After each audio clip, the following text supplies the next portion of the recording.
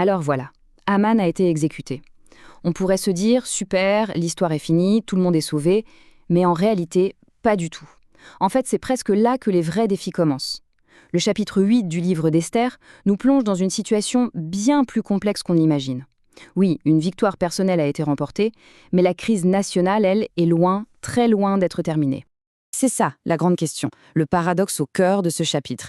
Haman a été pendu, d'accord, la colère du roi s'est calmée, mais son décret, l'ordre d'exterminer tous les juifs de l'Empire, eh bien il est toujours là, il est toujours la loi du pays. Ce n'est pas parce que le cerveau de l'opération a été éliminé que le plan est annulé, loin de là.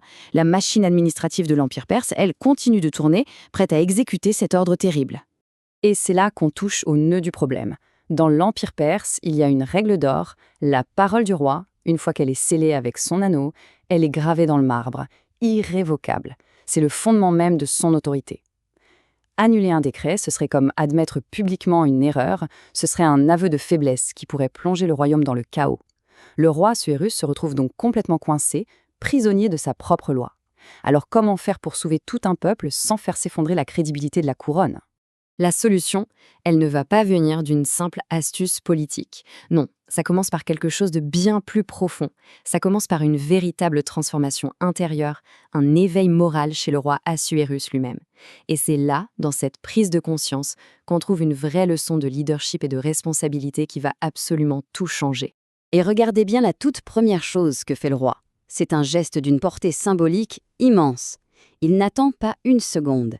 La coutume, ça aurait été de confisquer les biens de Haman pour la couronne et ensuite de décider quoi en faire. Mais non, il donne la maison de Haman directement à la reine Esther.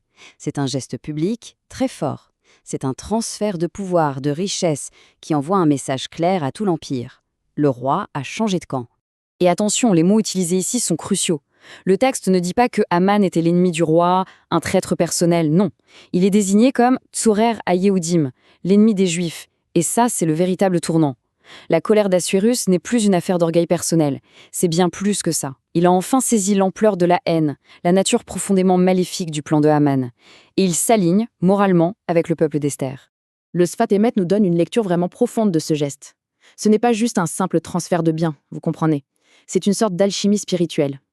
La maison de Haman, qui était un symbole de haine, d'impureté, de touma, eh bien, en passant dans les mains d'Esther, elle est purifiée. Elle devient quelque chose de noble, de saint, de Kedusha. C'est une victoire morale, bien plus grande qu'une simple victoire politique. Et maintenant, parlons d'Esther, parce qu'elle aussi, elle a complètement changé. Fini la jeune femme tremblante qui suppliait pour sa vie, on découvre une leader politique, une stratège absolument redoutable. Cette transformation, on la voit, on l'entend même dans les mots qu'elle choisit.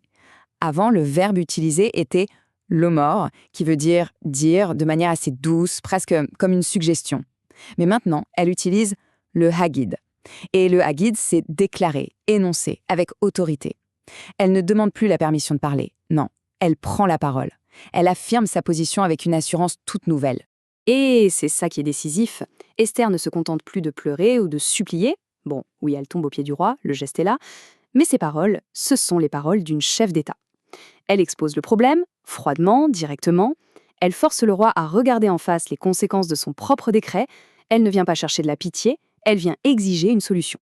Ce qui nous ramène, encore une fois, à ce problème central, ce véritable casse-tête juridique. Comment fait-on pour contourner une loi qui, par essence, ne peut être ni changée, ni effacée ? La situation a vraiment l'air d'une impasse totale. Toutes les portes semblent fermées. Le décret est là, il est en vigueur. Légalement, on ne peut pas y toucher. Si on essaye de l'annuler de front, c'est le trône lui-même qui risque de vaciller, c'est une crise de régime assurée. La question est donc vraiment de savoir comment trouver une solution légale à un problème qui, légalement, n'a pas de solution. Et c'est précisément là que le génie stratégique de Mardochée et d'Esther entre en scène. Ils vont proposer une solution tellement brillante que le roi va l'approuver sans la moindre hésitation. La solution est elle est d'une intelligence folle. Puisqu'on ne peut pas effacer le premier décret, on va tout simplement en écrire un deuxième. Le décret de Haman, il autorise à tuer les Juifs. Le nouveau décret, celui de Mardochée, il ne dit pas « le premier est annulé ». Non, il dit « les Juifs ont le droit de se rassembler et de se défendre ». C'est une contre-loi. Elle ne contredit pas la première, elle la neutralise. C'est un coup de maître, un vrai chef-d'œuvre de diplomatie. L'expression clé du nouveau décret, c'est le Ekael Venamod al-Nafsham, se rassembler et se tenir pour leur lit. Ce n'est pas juste un allez-y, vous pouvez vous défendre si on vous attaque. Non, non, c'est une autorisation officielle pour une action collective et organisée. Ça change tout. Les victimes désignées deviennent soudain une force de défense, avec la bénédiction, la légitimité du roi. Et pour être bien sûr que le message passe, que personne ne doute du soutien du roi, ce nouveau décret est envoyé avec une urgence absolue. On ne prend pas les messagers habituels.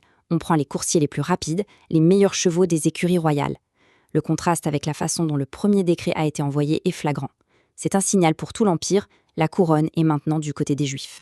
Et le résultat de cette victoire stratégique, ce n'est pas juste la survie, c'est bien plus. C'est une vague immense de joie, de lumière, de rédemption qui déferle sur tout le royaume. L'image est tellement forte.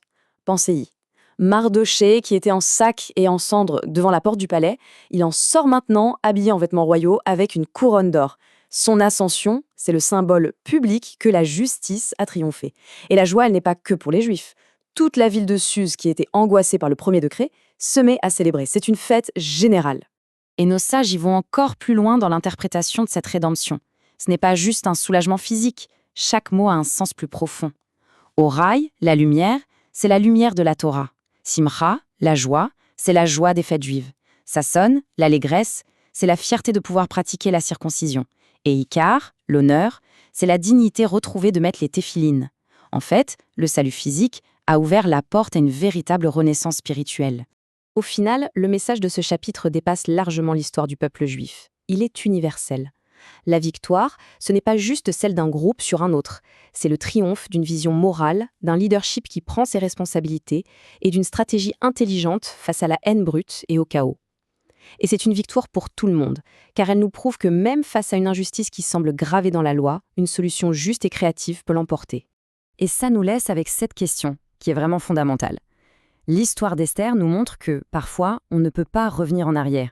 On ne peut pas effacer le passé, on ne peut pas annuler une décision désastreuse, mais, et c'est un grand mais, avec de la sagesse, du courage et une bonne dose de créativité, on peut toujours écrire un nouveau chapitre. On peut créer une nouvelle réalité, une réalité meilleure, qui vient surpasser et neutraliser l'ancienne. C'est une leçon qui reste incroyablement pertinente pour tous les défis auxquels nous sommes confrontés.